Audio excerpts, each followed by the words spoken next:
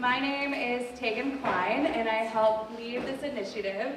So Crypto Underground began about 3.5 years ago, so it's one of the longest standing blockchain events in San Francisco.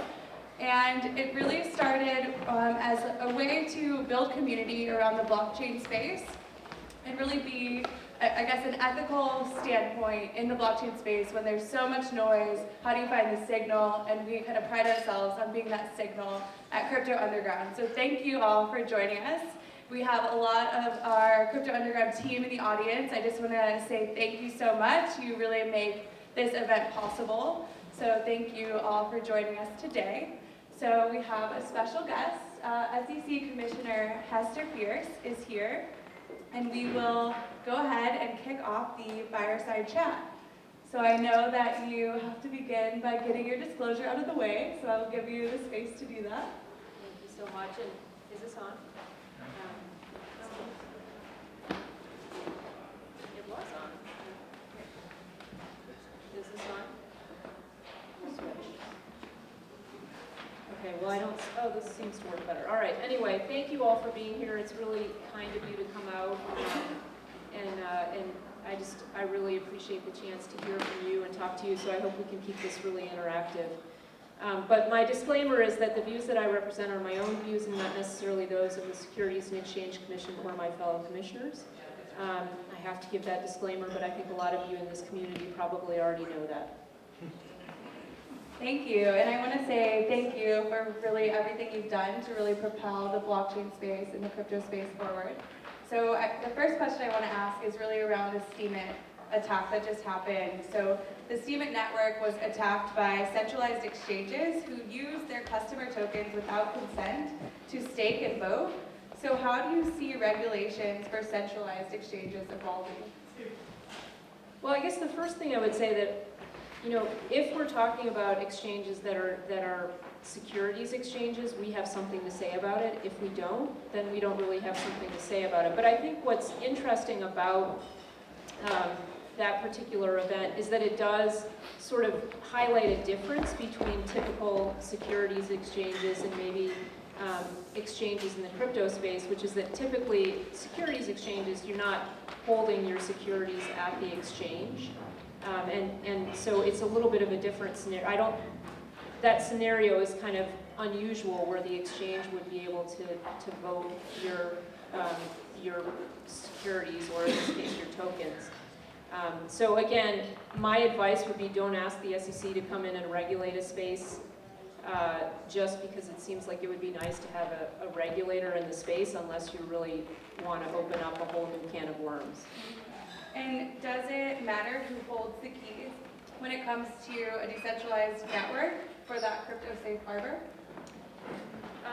So the safe harbor that I've put out there for people like you to give feedback on, I think that's a really interesting question. Like, who actually holds the tokens? I think, as a lot of other people have pointed out, what you really need to focus on maybe is it's the decentralization of the nodes as well that you're thinking of. So it's not just who has the tokens. But I think from the perspective of a securities regulator, we're more interested in are the tokens in the hands, or are they effectively being able to be used by a wide range of people? And that wouldn't so much, you know, if it's being held at an exchange, that person still technically has the ability to use it. So I don't think that would be the determinative factor. But that does highlight one part of the proposal that I think would be helpful to get your input on as we think about how do you measure decentralization, what's really the right thing to focus on, and maybe that's an area where certainly is an area where you all have more expertise than I do, so you can provide more feedback on that. So we're definitely very excited that you're championing this for the safe harbor. We'd love for you to drill down a little more into those heuristics that you're mentioning. So a few things that in the community we talk about when we talk about decentralization includes price oracles, so what are the sources of the price discovery, technical upgrades, so who holds the keys to your assets, as well as technical upgrade keys, things like token allocation, as you mentioned, so initial distribution versus where it goes, and then also the duties of the foundation. So if you could drill into some of the specifics that you're thinking about within each of those. Well, I mean, I think all of those, you could take each of those and make your case toward decentralization. So I don't know that I would say I'm going to, lay out specific metrics within each one of those categories, but I think, maybe what I'd hoped is that by the end of this 3-year period, it would be sort of patently obvious that the network is decentralized. And part of what I'm thinking of there is that if one person or one entity drops away, that the network is still functioning. And so if one entity has control over all the governance decisions on the network, then I think it's much harder to argue that it's a decentralized network. So that's maybe focusing on one of those pieces. But other people have suggested look at things like price stability. So that might be something to look at, although I think that's a much harder case to make for, because you can imagine situations where there's price stability, but there's also real centralization. So again, would love your thoughts on what you think. The best kinds of measures that we can have in this space are ones that are really obvious, so that it doesn't require a lot of judgment at the time that you've got to kind of decide, am I a security or am I not a security?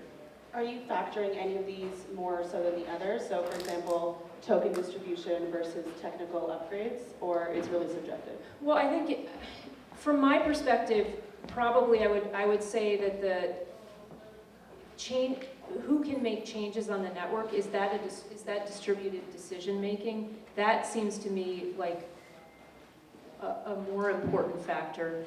But then the token distribution might go more to the functionality, right? So it's a dual-parted thing. You can either show that you're decentralized, or you can show that the network is functional and the token has a function, and that's more likely if it's widely distributed and in the hands of lots of people. So maybe that would go to the second prong, the functionality prong. Got it. So I want to drill a little more into staking tokens specifically and how they might relate to the crypto safe harbor, where versus voting tokens, you're just having governance rights. With staking tokens, you have this new kind of yield that's earned from work, which is upholding the network. So I'd love to get your perspective on how you see staking tokens relative to other financial assets. I mean, so this is good. This is why we're having this conversation, because you know a lot more about the technology than I do. And then when you start talking about staking tokens, it looks maybe a little bit more like an equity, perhaps. I mean, so perhaps. So I guess that's the question that I would have, is what does it actually look like? And I think that's why we as securities regulators always come back to, hey, it's facts and circumstances. But if it starts to look like you've got, you have rights in the network, I guess I would throw the question back to you. Is it a right where you actually are kind of an owner of the network? So it's obviously different per network.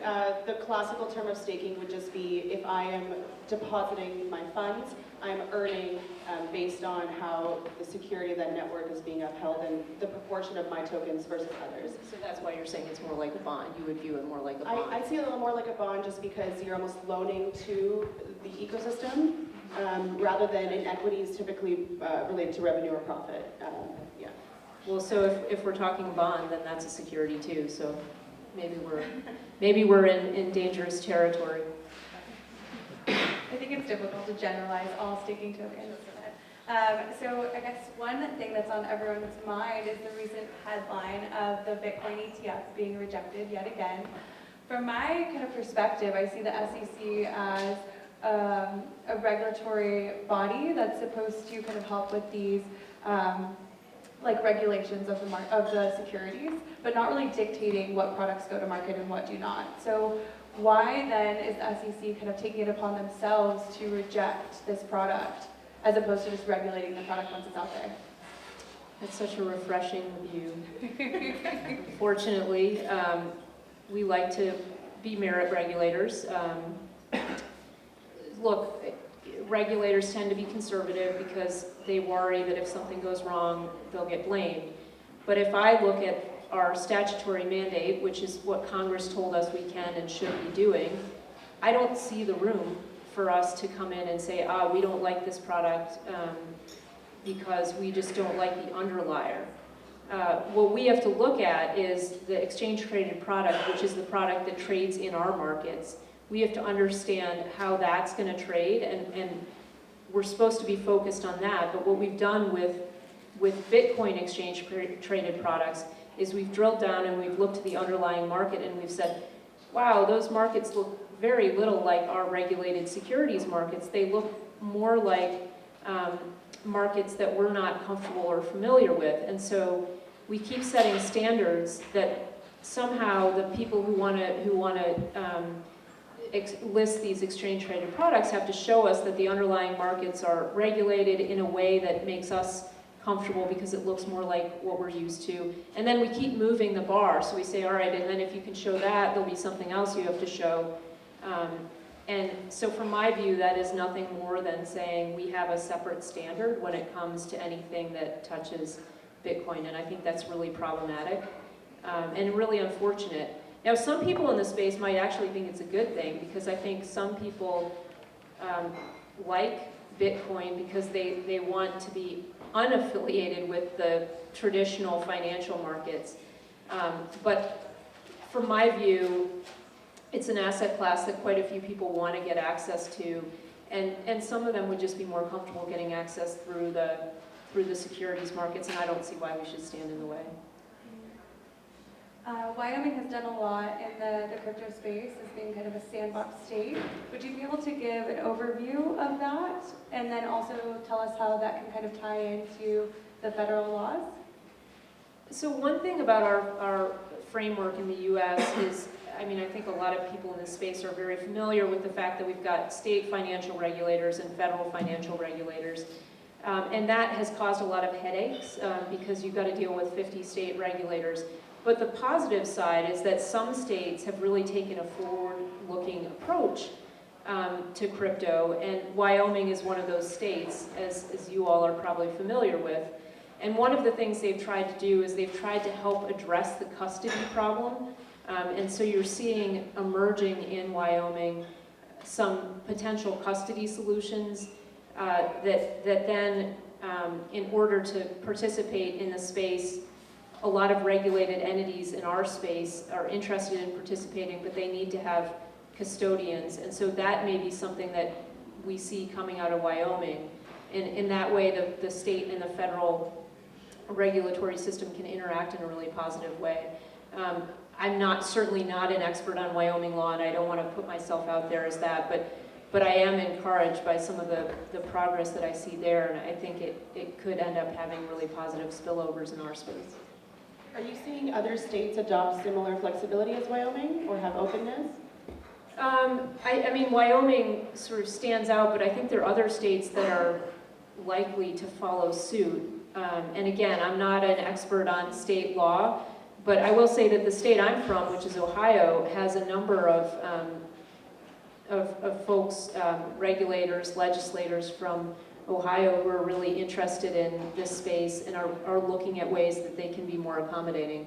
So I wouldn't be surprised to see Ohio moving in the same direction, but I'm not an expert. I'm from Ohio. Oh, you are? Where? A small town northwest of Ohio. That's great. See, all good things come from Ohio. Crypto's coming to Ohio. So I'd like to switch gears just a little bit and talk about decentralized organizations. So I'm not sure how familiar you are, but there are a few decentralized autonomous organizations that have launched as these sort of automated hedge funds with the objective of allowing both non-accredited and accredited investors to participate and earn basically off of investing in other tokens and sort of share this pool.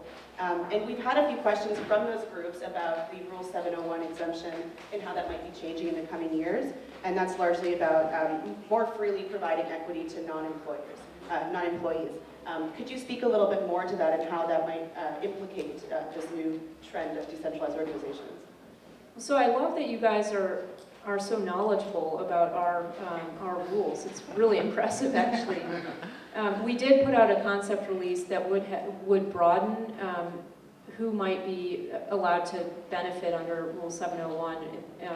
And certainly we're not thinking of this context at all, so it's interesting to hear that this context might find such a change useful.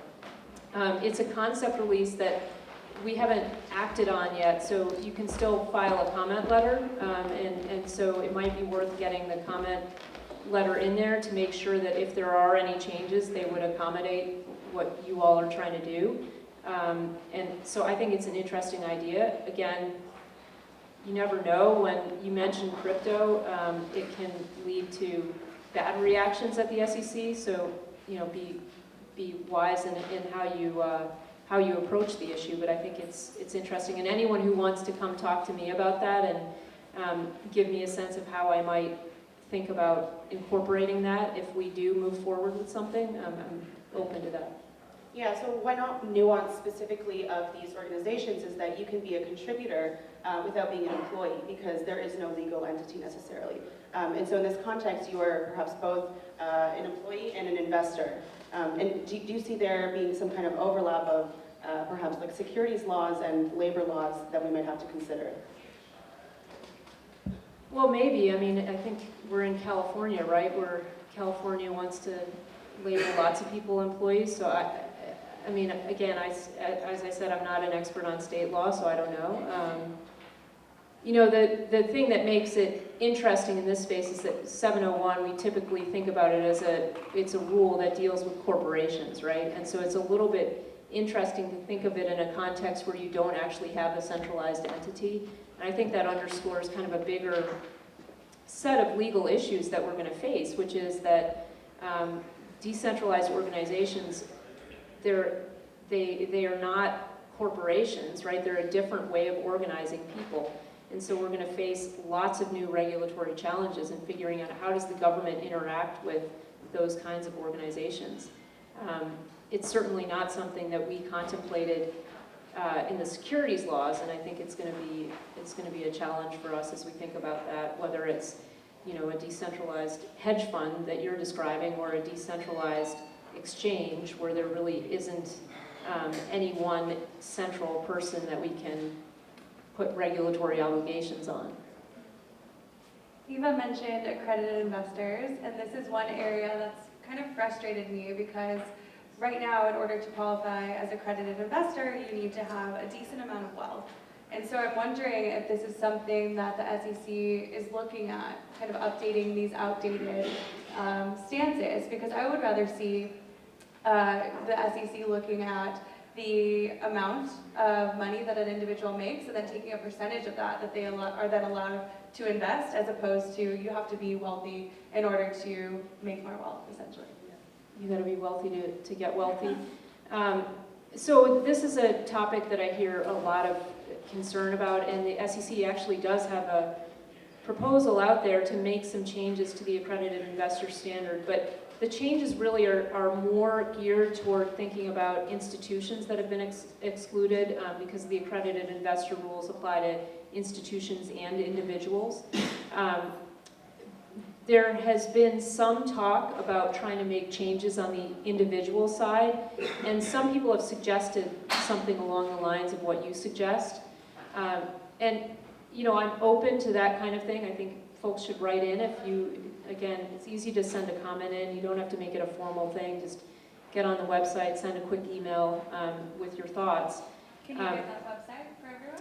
It's www.sec.gov, but it's that when you go within the website, you'll yell at me because it's really hard to navigate. But there's a tab that's regulation. You go under proposed rules, and you'll see you've got to scroll down. I don't remember when I'm looking at Coy, who's my counsel. December, wow, look at you. December what, 2019, I should know which year, but I don't even know the year. December 2019, so you'll see the proposal there, and you'll see a little link that says submit comments here, and you can click and you can submit a comment.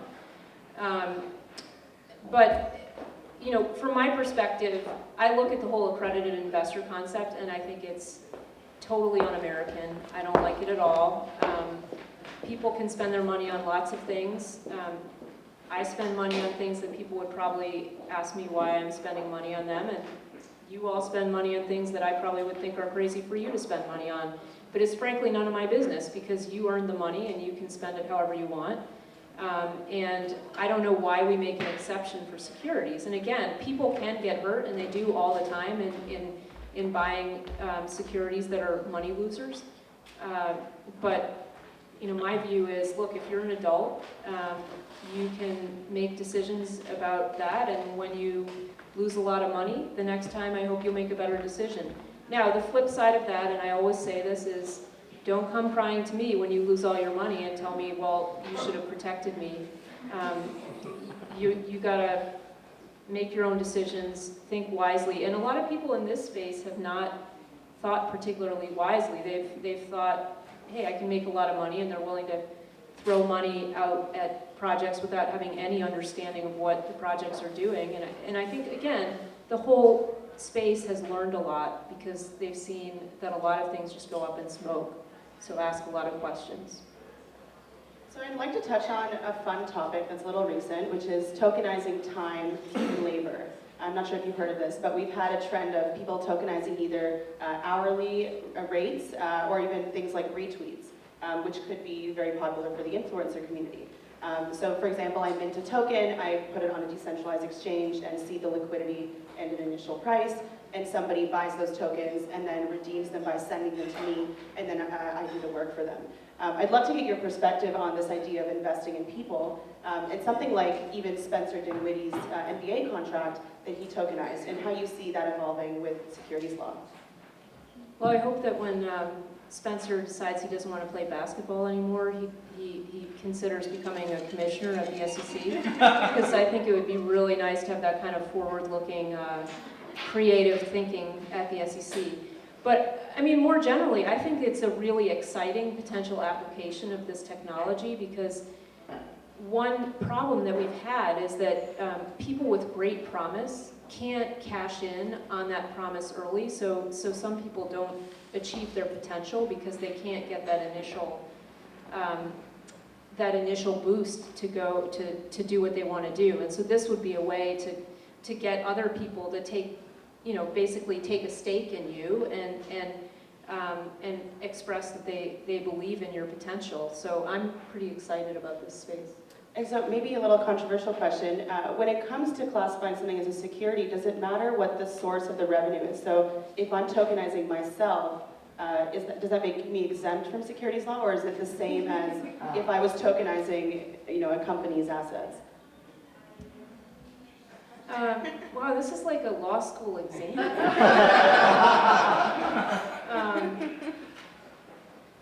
don't know, you kind of look like a security.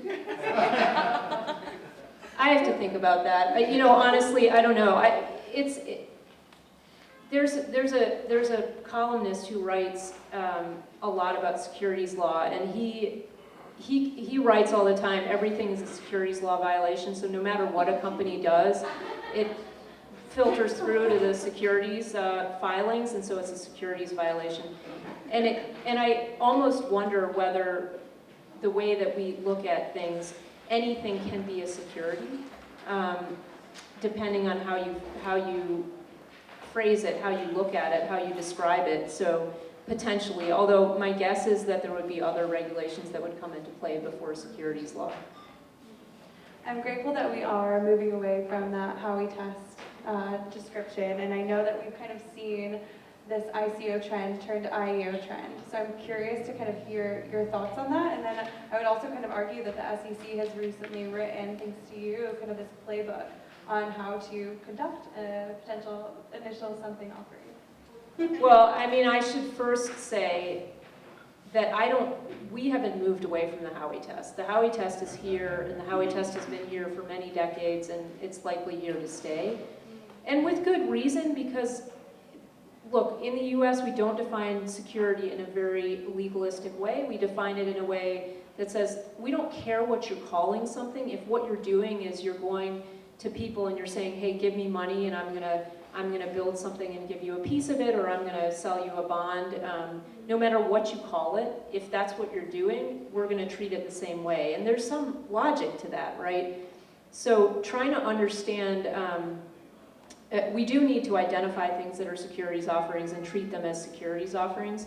However, if there is something unique about this space, which I think there is, and other people in the audience I know don't agree with me on this, but I think that there is something unique about this space that warrants having a safe harbor type framework.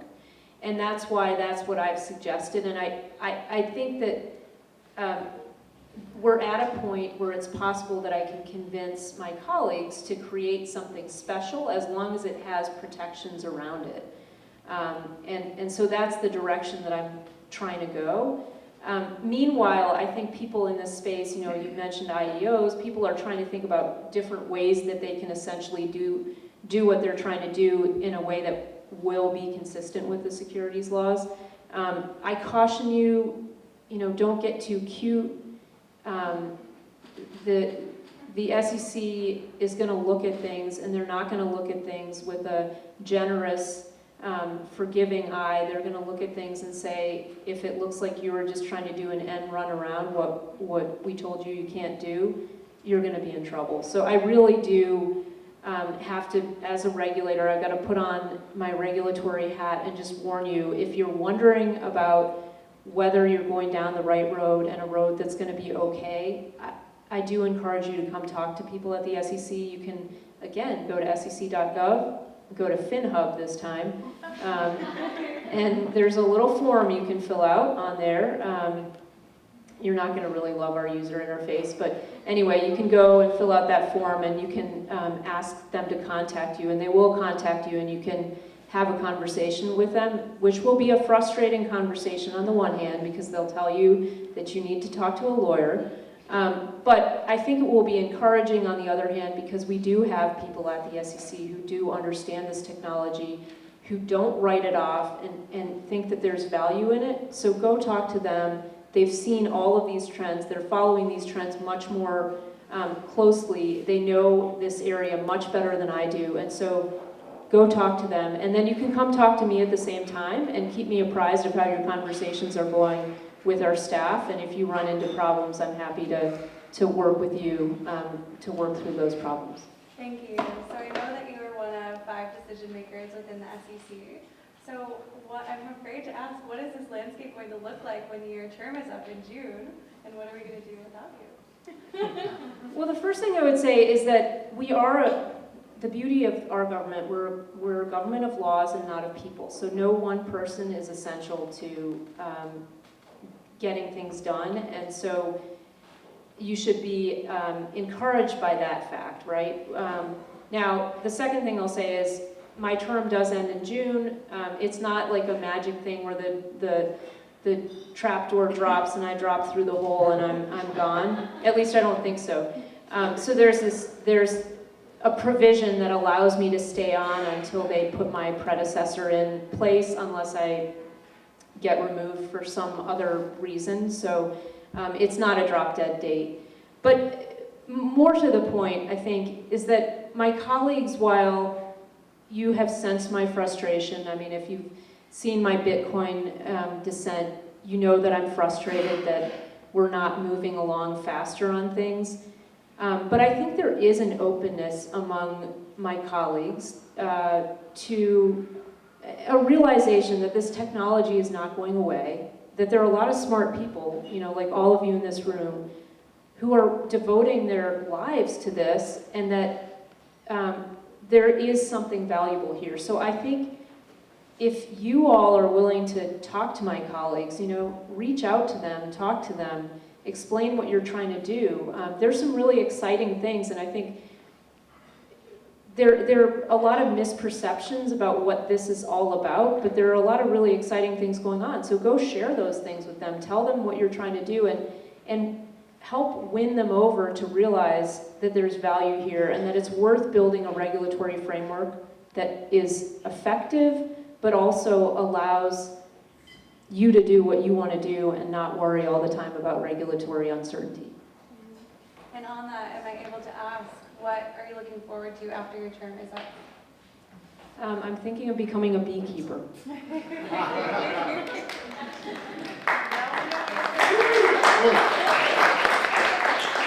just before we open up the floor to questions, I'd love to ask, aside from us going to www.sec.gov, how can we help, and what is it that you're looking for from us as innovators? Perhaps things that you haven't seen in terms of product development, or even just more openness from us. Well, I do welcome people to come talk to me, and I tell people this all the time, and the number of people who come in and talk to me is actually pretty small. And I realize, you don't come out to DC all the time, but this is a world where we don't have to be in the same place to talk to each other. So you can talk to me by email. You can tweet at me. Although I prefer, actually, if we're going to have a conversation, that you do it over email. So Commissioner Peirce at sec.gov is the best place. If you want to call me, 202-551-5080, and you can set up a time just to tell me what you're doing, to tell me what you think I'm doing right or wrong. Wrong is particularly helpful. If there are things that you think I should read or see, I've got a lot of stuff to read. We write really long rules, so I spend a lot of my days reading rules that have nothing to do with this space at all. But if there's a podcast you think I should listen to that would help me to be smarter, I really like that format because I can do it while I'm washing the dishes. So send it my way. Let me know where you guys get smart, where I can go to learn more. That's really helpful to me. And again, you guys know the technology. I'm never going to be up to speed on that the way you are. So hold my hand a bit, and don't hesitate to tell me I'm wrong. Amazing, and thank you again for being here. We'd love to open the floor to questions for the next 15 minutes or so. So, Man in Neon will hand the mic around. Jesse. Man in Neon, I love that. We got one here. Let's go with that. Thank you very much. It's an honor to listen to your personal views. I have a reflection to share, and then become a question, which is that for most fintech, one of the underlying themes is this fear of being a money transmitter. Now, this is really for everything that we do, and there is no really logical path for a startup to take, where you can go to the SEC and there is a hub, and you can pay a certain fees, and you can grow with your customers. So what you have to do as a startup is that you have to rely on very expensive lawyers, very expensive fees. So I think, all of these things about what we can do to communicate with you, maybe there should be a sandbox at the SEC which particularly deals with money transmitter and then other things that go with it. That's just my... Well, I can tell you that if we set up a sandbox at the SEC to deal with money transmitters, we would be in big trouble because FinCEN at Treasury, so this is another frustrating piece of this regulatory landscape, which is that even at the federal level, we're very fragmented. And so money transmission is dealt with through Treasury's FinCEN. And so I agree with you in the sense that I have someone in my office who used to work at FinCEN, and whenever I say something about the safe harbor, he says, Hester, you need to pay attention to money transmission laws. You need to think about FinCEN. And I say, I know, but I can only deal with so many things. But I think the idea of having a cross-government sandbox, because it's not only us in FinCEN, but it's the CFTC, it's potentially the banking regulators, it's potentially the CFPB. Someone else suggested to me that it's the FCC also, and then you've got the FTC, FDIC. So the number of potential players in this space is really big, and so if we're going to do a sandbox, I wonder if we can try to design something that's cross-governmental, and that's a big undertaking. So You just outlined the whole problem yourself. So, we certainly can't do it. So I think within this whole federal level of regulatory ecosystem, I think it's very important because banks, central bankers like the bankers of Brazil, Pakistan, other countries are sitting down because they realize that, with innovation now we're looking at countries like Estonia and, Malta and trying to do what we can. Caymans, I mean, how can we get away from this huge monster of US regulation, regulatory bodies to do our work in peace? And all, we can't afford these high fees. So No, just to talk, I hear you, something. I hear you, yeah. Thank you. Thank you. Let's hear it. Yeah, so that was a good lead-up question. My question is actually about the FTC. And I know that you said earlier that you're looking at these markets and they actually behave more like commodities markets than they do like securities markets. And the fact of the matter is that the way that a lot of these crypto companies were marketed in their original white papers were as products and services. And the vast majority of them have come out with like fairly substandard products and services. And so we're looking at potential consumer fraud lawsuits coming down the pike. It's actually, from a global perspective, much more enforceable because consumer protection laws are fairly good around the world, fairly strong. And so I'm wondering what kind of work is going on with the FTC and what kind of provisions the SEC might put into their safe harbor to maybe shield these companies from pending consumer fraud lawsuits.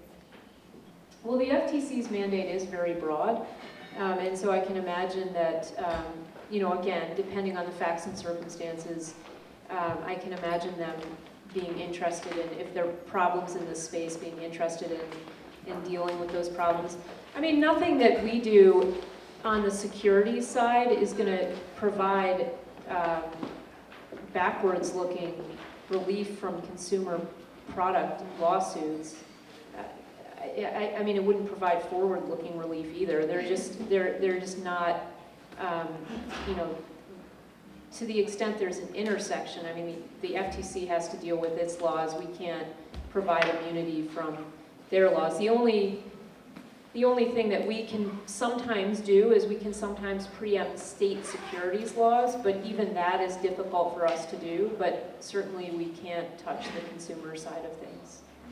But again, I have to make this comment because I think often when things go wrong, the first thing people want to do is sue. And I understand that, but I also know that a lot of people who bought into this space bought expecting, kind of throwing their money at a bunch of things and hoping that one of them would shoot to the moon and they'd make a lot of money. And, part of me wants to say, like, all right, I mean, yes, if someone lied to you, you have a right to go and pursue that person. But if you lied to yourself, then you should eat it and learn the lesson and move on. I'm not speaking to you, I don't know which ones you're speaking about specifically, so I'm not trying to throw you under the bus. I'm just saying, let's all be adults too. Thank you for the conversation. I wanted to go back to the Bitcoin ETF really quickly. Can you give us like an inside education on the commissioner level review of delegated authority? Is there like a statutory clock for those events, and how does it work? That's a great question. You guys are very well informed. So the SEC is a commission of 5 people, although now we're down to 4 because one of my colleagues just left. But we ultimately have the ability to vote and make the decisions. There's a lot of stuff that we do, and a lot of stuff that we have decision-making authority over, so we've taken a bunch of those things and we've given them to the staff and said, hey staff, you can make this decision in our name and it'll be as if we made the decision. And in those circumstances, when we do something by when the staff does something by delegated authority, it's possible for 2 of us to pull it up to the commission before it gets finalized, or after the decision goes out, one commissioner can pull it up to the commission level, or so then it would go through and get commission review again, Or you could have the applicant itself could say, hey, I want it to be reviewed by the commission. And then, so you ask a great question, so then what's the timeline on that? And actually there isn't a timeline. So it can sit there really forever. There is a timeline on that initial decision by the staff. So that's why these exchange traded product applications, people actually know, okay, by this date, we're gonna have an answer on that. It's a very, very confusing system, and I have to look at the rule book all the time to figure it out, so I can't even imagine how you guys navigate that, because I find it quite confusing. Here's another technical question down the same rabbit hole. So I really dissent about the Bitcoin ETF decision. I agree with you that I can't find a statutory basis for merit review. But it seems like for ETFs specifically, the primary regulatory path is this rule change for the exchange. The exchange is kind of like quasi-governmental, and it's an SEC rule change at the end of the day. Do you think that this hard opposition to products that interact a lot with the crypto market will carry over even to securities registration? Or do you think it'll stay only at the level of rule changes? I think that in general, if anything has a crypto element to it, it faces a longer, more difficult path with the SEC. So we've seen, for example, the Reg A+ registrations of crypto-related products, tokens, and that's taken a long time too. So I think you can assume that anything, and again, some of this is because our staff is trying to be careful, and because a lot of people come in with just not very good work products, and so sometimes it takes a long time for the staff to work through it for that reason. But I think you can expect that anything that has a crypto element is going to take longer to work its way through. Doesn't mean it's going to be impossible, and again, I remain optimistic. I remain not optimistic right now about Bitcoin ETPs, as I said in my dissent, because if the standard that's being applied is applied, that standard is do this, and then when you do that, we'll tell you you have to do this, and when you do that, we'll tell you you have to do this, and you can keep chasing that for as long as you want. So, but at some point, I hope that that'll change too. On that point, when you say wait longer, how long can a startup that made a filing and paid its fees expect to wait before it hears from someone? I mean, there's no particular deadline, and that's with a lot of things coming through the SEC. There's no particular deadline, and sometimes you're able to push it. Again, it depends very much on what the product is and how you're registering it. So you can sometimes try to push it, but then the SEC can put a stop order on it. So you really are a little bit at the, you're working with the SEC staff to get a product through. And so one thing I do recommend to companies that are involved in this process is be extremely responsive. When they ask you for something, provide it as quickly as you can, because otherwise they're going to say that you've not worked with them. And some people don't. Like they come in and they complain, and it turns out they haven't answered the questions, the reasonable questions that the staff has. So work well with the SEC, and I think that will go a long way towards pushing things forward. But again, in this space, it just is very difficult right now because we're a very conservative regulator. Yeah, one of the things I've noticed is that a lot of people kind of talk about this space and try it and tweet about it, share about it, but actually very few people use these tools on a regular basis and really spend time with them. And this is even true of investors in the space, and very few of them have actually used some of these applications or protocols at all. And is there a good way that kind of founders or teams can engage with the SEC and actually show them the software, give them a bit of skin in the game, allow them to actually play around with some of these tools? Because I know from my perspective, it's only when I play with something that I get a decent understanding of it. And I would just love to see some of these regulators going 20x long on some crazy shitcoins.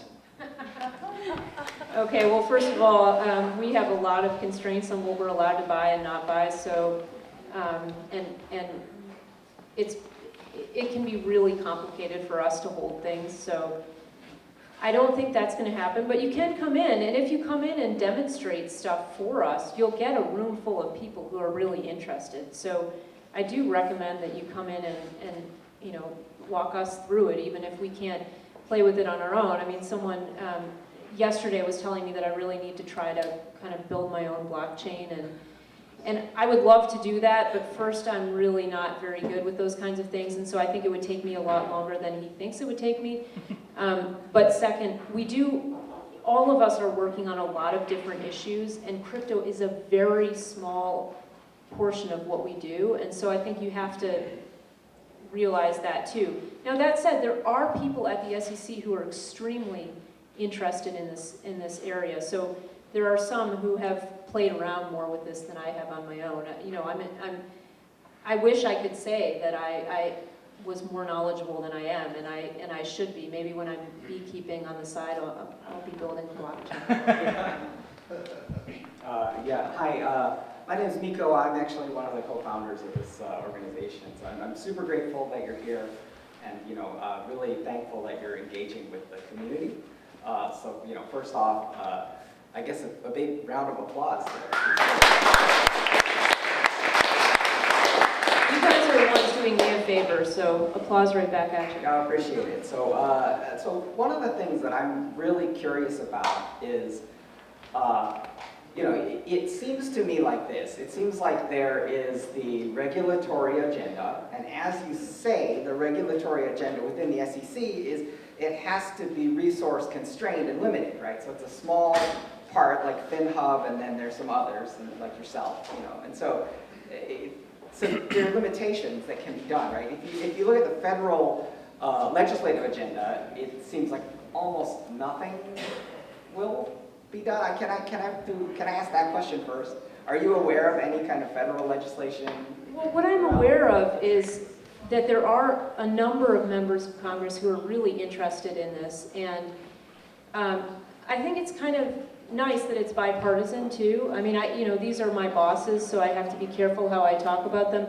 But a number of them have come and been really interested in talking to me. And I testified in the fall, in a number of the questions I got were related to crypto, and they were related to people who are trying to move things forward. So I think there is real interest. And again, that's another way that you all have a big job to do educating those of us in DC, but I think there are a lot of people who are really eager to learn. No, that's a good kind of non-discouraging comment. So the quick question I wanted to ask is, in regards to engaging in this conversation, I guess one of the narratives, and I'm wondering how well you think this narrative will set, is the idea of international competition and international competitiveness. So one of the things that I think people are aware of is the prioritization of blockchain technology in places like China. So I'm wondering how you see that narrative with respect to kind of accelerating attention or creating conversation here in the US.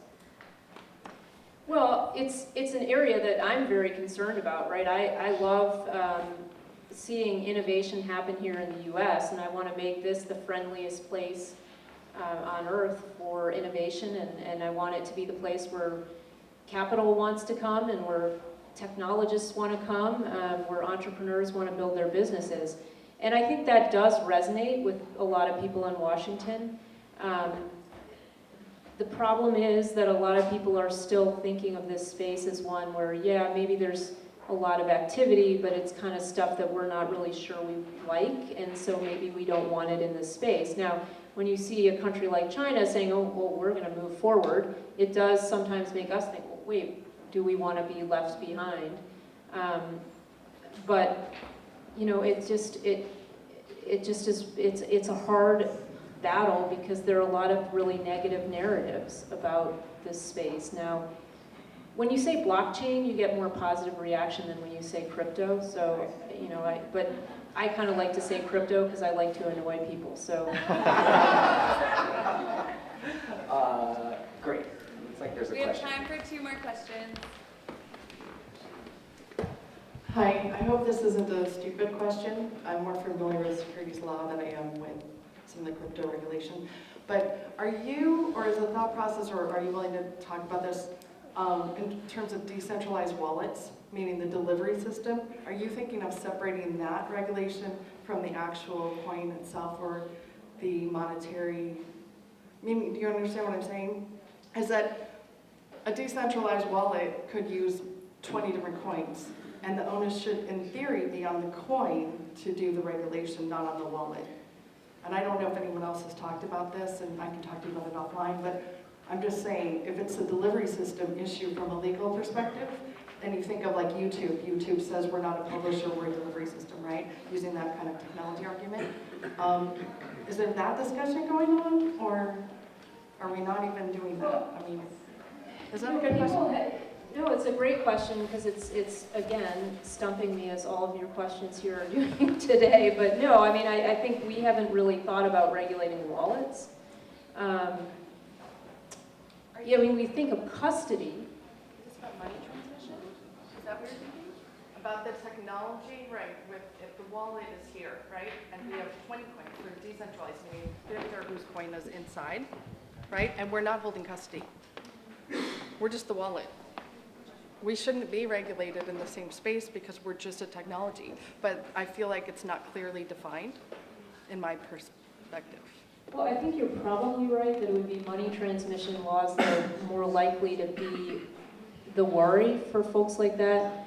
And I think the interaction with us would come when we're trying to figure out where stuff is custodied. Maybe we're looking at that. But I mean, happy to talk to you offline and think about this some more. Yeah, because I think that would actually solve probably, I don't know, 20% of the people in the room almost, if they understood that issue. It's the insurance company's biggest concern right now, like too much data, so that's like, It's one of the 20% financial is services focused on the industry. walls, 20% more so on the other, that's what their big worry is.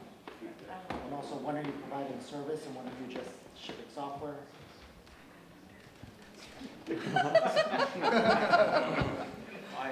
My question is specifically around digital securities. So we saw a lot of, whether people thought they were securities or not, sold as securities to U.S. and non-U.S. investors, whether they utilized Reg D, Reg S, or whether they sold them without using any regulation. It seems like one of the big concerns of the SEC now is flow back. So people have lost control of these securities in the secondary market. We saw with Telegram, ICO, certainly a lot of concern over, okay, how do we know that these securities were sold to non-U.S. investors? How do we stop them from flowing back? How does the SEC prioritizing enforcement action against these issuers that sold securities that they've lost track of in the secondary market? It's a difficult question because I think my view is when we're thinking about enforcement actions, when the bulk of the sales are not in the U.S., the bulk of the primary sales are not in the U.S., it's really not where we should be spending our resource. We have limited enforcement resources, so let's spend them on offerings that were primarily done in the U.S. or that have a big U.S. component. That doesn't, and this is not limited to the crypto space. We're always having these jurisdictional kind of questions at the SEC because a lot of stuff touches the U.S. Even if it's say being run from Austria and you've got just a few customers in the U.S. and again not talking crypto but some random other thing. It could end up theoretically we have a hook to go after that, but should we do it? Those are always really difficult questions for us. So I don't know that we're so much thinking about, when they're primary sales, it's not really up to the issuer to then be in charge of where they go after that. So I don't think we're thinking about it from that perspective, but we're just trying to figure out how big the nexus has to be for us to then deploy our enforcement resources, and that's always a hard question. Last question here. Who wants the last one?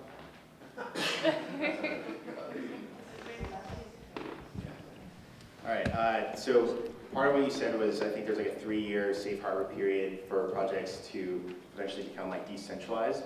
But I'm still confused on like what exactly you mean by decentralized, because one one option is having an individual spin up a node, and that's spread about, you know, a bunch of different individuals, you know, the network, versus something like Libra or Stellar, where it's like a couple trusted business entities that run a validator to, you know, enforce the network. So is there a specific number or something to where it would satisfy the decentralized requirement, or how many nodes? Well, again, I mean, I think you guys raised some interesting points, and I think you raised, like, hey, maybe you want to think about it along these different prongs, and so maybe it's not just nodes, but maybe you want to think of token distribution and, as you were saying, pricing and things like this. So I'm open to thinking about ways to define decentralization. I think if you have three, you're talking about like having three entities that are essentially the network, I don't know that I could say that's decentralized, because I think if one of the three fell away, your network might fall apart, and so to me that looks more centralized. So I think this is an area that I need help on, and trying to think through, if you're looking at something, how do you decide whether it's decentralized? When you're assessing whether something is decentralized, tell me what I should be looking at. You know, we have, and maybe this isn't even the right focus. I mean, maybe it's not best to try to assess decentralization. Although I think there's something, I mean, what excites me about this space is I think there's something really valuable in decentralization. It's this idea that a lot of different people are making decisions, and so it's not in one, it doesn't look like a company. It looks like something different than a company to me. And so that's why I thought decentralization was the thing to focus on. But yeah, help me think through what that should look like, and what, if I can provide more clarity around what that would look like and what you need to think about at the end of the 3 years. So, you know, work with me on thinking that through. I like taking it back to like Bitcoin's values, so like open source, permissionless, and then decentralization. I think that's. I think we have one more question from the stage, and then we'll let you guys network. So I just want to follow up on your question, since it seemed like a lot of people are interested in this topic of custody. And another woman earlier asked how tokens often were sold as products or services. And so we've sort of blurred the line of what is a token, a product or a commodity or a security. And so in the question of custody, or whether money transmission laws should be applied, how do you see that versus, let's say, an e-commerce website that's also technically you know, accepting funds and trading assets or products, versus a wallet that is holding tokens but may never issue any of the tokens that are in that wallet? And is this something we should really be concerned about? Because there are quite a few dApps here who are either leveraging wallets that are custodial, non-custodial, or even building their own solutions, smart contracts, etc. And that's the biggest concern, is they don't want to be liable under that law. Well, I think we're thinking about it more in terms of, so we're looking at it through the eyes of our registered entities, so a broker-dealer or an investment advisor. And we have specific rules around custody in those instances. And so we're trying to understand who you can use as a custodian, and that's really where we're interacting with it. And so I guess it would, you know, like if you're holding your crypto in a wallet, and you don't have ultimate control over that, and then you say, you're trying to prove to us that you have control, but you don't actually have control. I think that's where our questions come in, and that's why we've put out, our staff has put out some questions around custody, and I think that's part of why we're challenged in it, right? When an auditor comes in to look at what's there, how do you decide whether it's there and who actually has control over it? So that's where we're interacting with those kinds of questions, and I think maybe you're talking about other people thinking about those questions kind of from outside of the securities framework, but maybe very similar questions, like ultimately who has control. So, I mean, maybe these conversations shouldn't be happening side by side. Maybe we should be having more interaction. You know, maybe we can get some wisdom from non-securities folks on how we can think about custody, though we have unique considerations in the securities space. Great. All right. Well, Well, thank you all so much for your time and for your patience.